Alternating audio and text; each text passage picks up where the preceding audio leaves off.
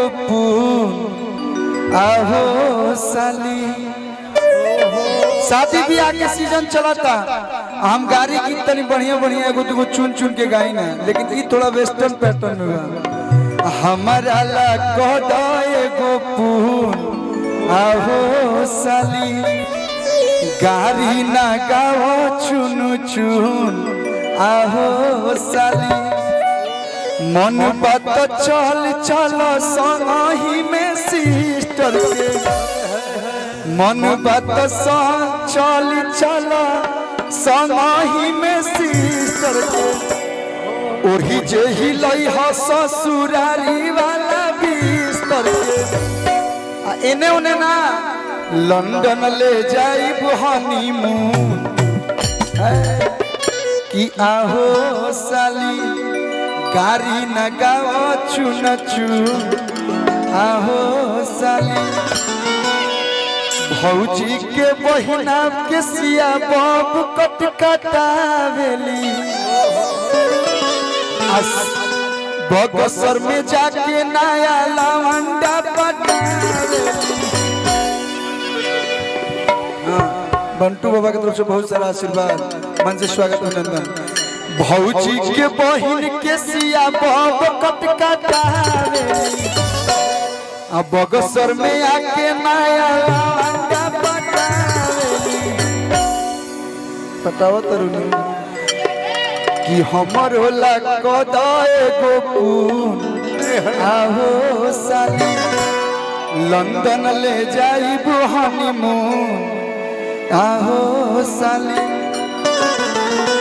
ज्यादा बढ़ चढ़ के बोलबू ते में एगो गाना बड़ी बढ़िया बा। हथिया हथिया सोर कइले गदा हो नाले अइले रे। ग्लोबल म्यूजिक जंक्शन से आई बा, बहुत ही अच्छा कंपनी है भोजपुरी के, ओकरा पे आप लोग प्यार और आशीर्वाद दी लोग आहो साली करके बा। हथिया हथिया सोर कइले गदा हो नाले अइले रे, अकी जाए बहिन बेचनु तू ना हसइले रे। जाए बहिन बेचनु तू ना हसइले रे। हथिया हथिया सुर कइले गदा हो नाले रे।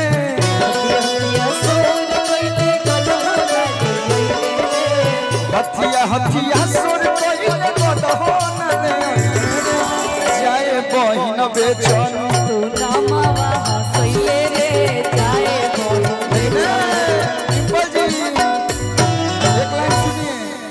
भैया सुमित भैया सौरभ भैया धनवा उहाँ के धनवा एक में मिलाऊ रे। इहाँ के धनवा उहाँ के धनवा एक में मिलाऊ रे। आहै कलूची के छोटकी बहिन के हमरा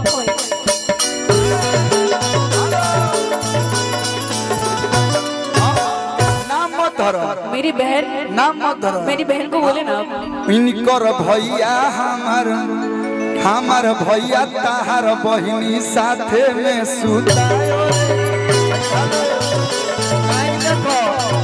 हम जब गाली गीत गावे लगन तो पागल कर दे करिए। हम पागल होना चाहते हैं। बढ़ी चढ़ी हमारा से बोला इतना यो भर हो, बढ़ी चढ़ी हमारा से बोला इतना यो भर हो।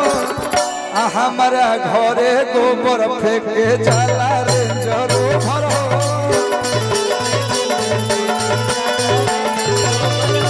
हमारा घरे गोबर फेंके जाला रे जरो भर हो।